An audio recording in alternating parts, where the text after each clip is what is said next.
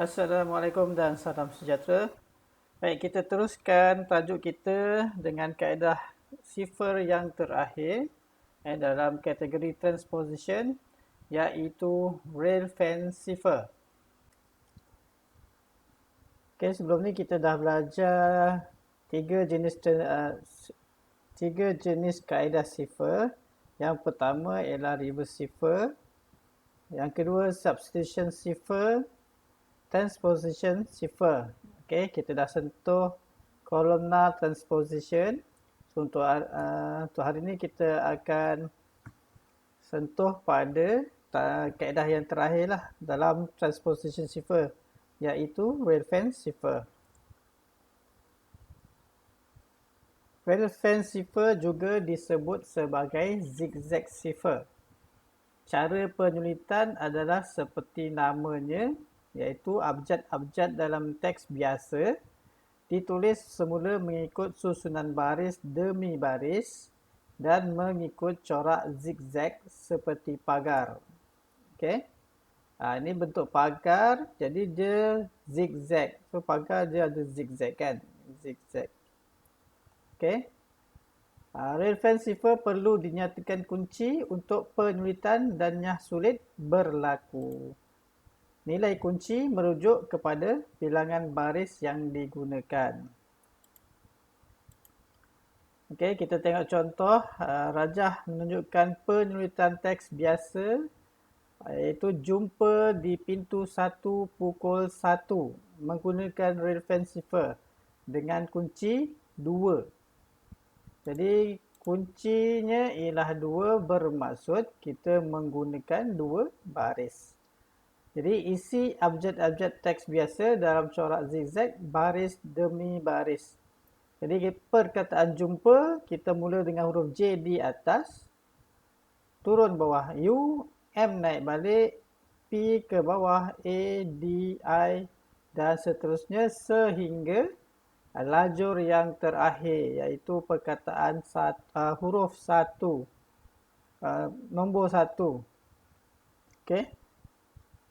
Kemudian teks cipher ditulis secara melintang mulai daripada baris yang pertama. Okey. So baris yang pertama ni JMAIIT 1 UU1 kamu tulis dahulu di depan, kemudian kamu sambung dengan perkataan di baris yang kedua, UPDPNUPKL.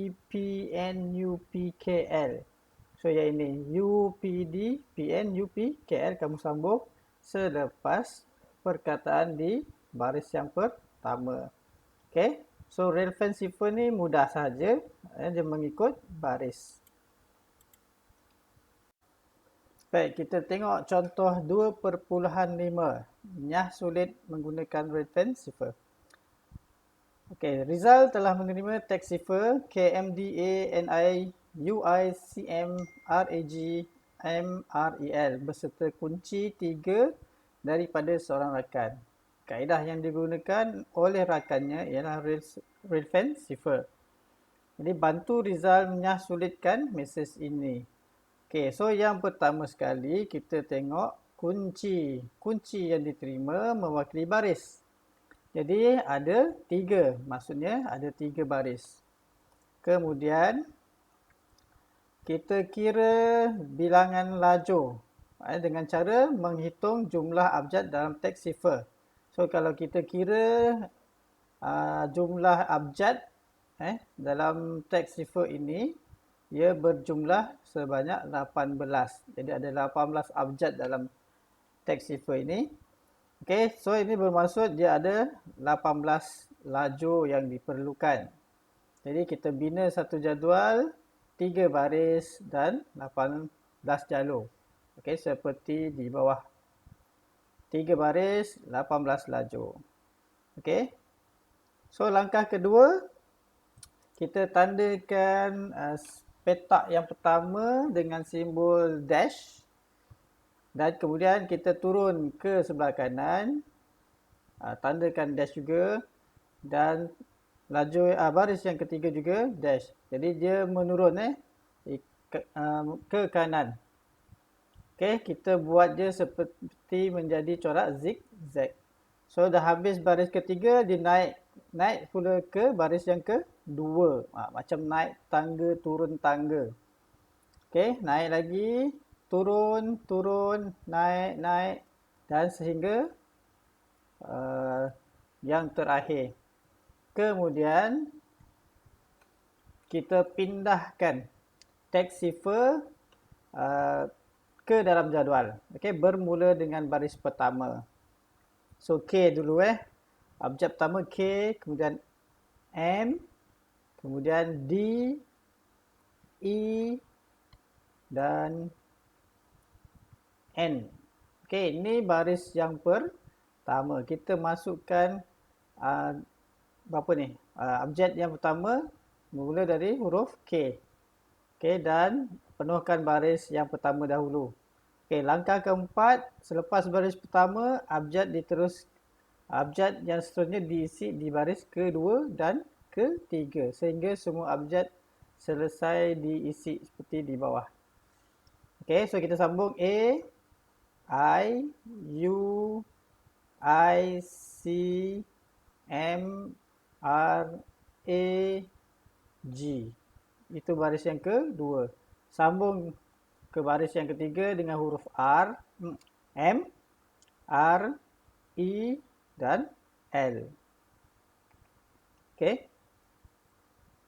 Jadi ini susunan dia. Jadi baca mesej yang dinyah sulit mengikut corak zigzag seperti yang ditunjukkan di bawah.